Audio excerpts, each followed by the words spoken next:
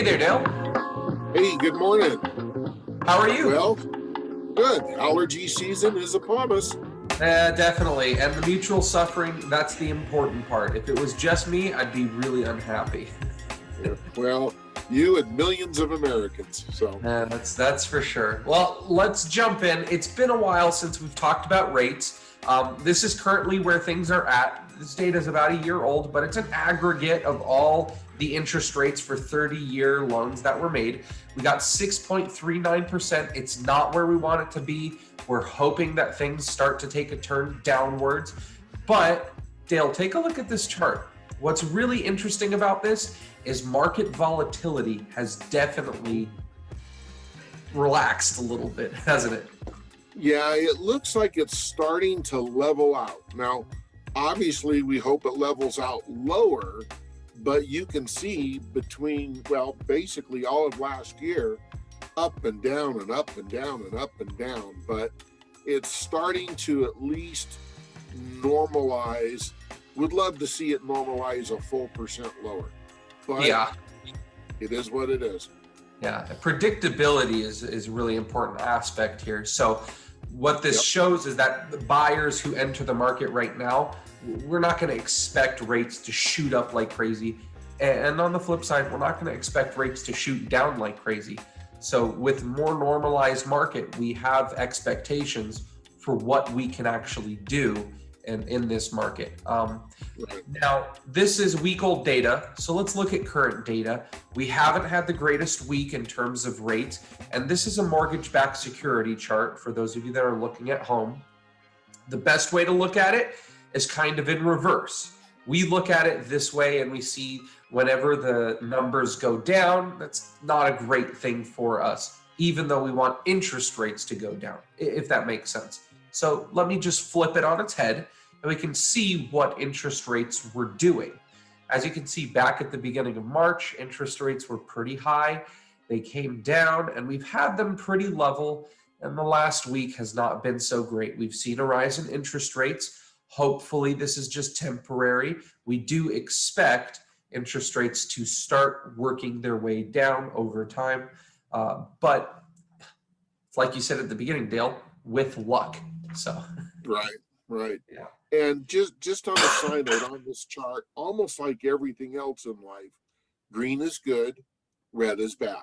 Yeah. So you can see we're having some decent days with the pricing, but throw in some bad ones as well. Yeah, exactly.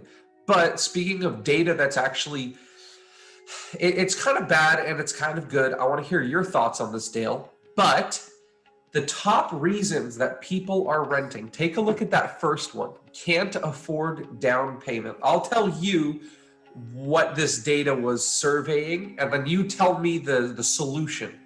So 65% of people in 2022 say the biggest reason they don't buy a house is because they can't afford a down payment.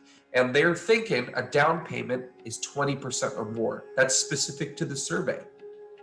What's wrong with that? Well, and that's the challenge and or the problem.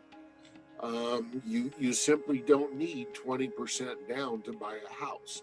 Is it ideal? Of course it is. Quite frankly, ideal is even more down, so a lower payment. But there's obviously 5% down option, there's 3% down options, there's down payment assistance options, there's closing cost assistance options. So the fact that 65% of the people think they can't afford a down payment, it's just simply incorrect thinking. They don't understand all the various capabilities that exist now. Yeah, and that's just the simplest way to say it, is that 65% of people are misinformed. That's the best way to say it. I mean, there are down payment assistance programs. There are various things that can be done to help with closing costs. And we have FHA 3.5% down, which in our last video, we explained how that's just as competitive as a regular conventional 5% down loan on the monthly payment. And there are conventional 3% down programs. So 65% of people, their number one reason is absolutely moot.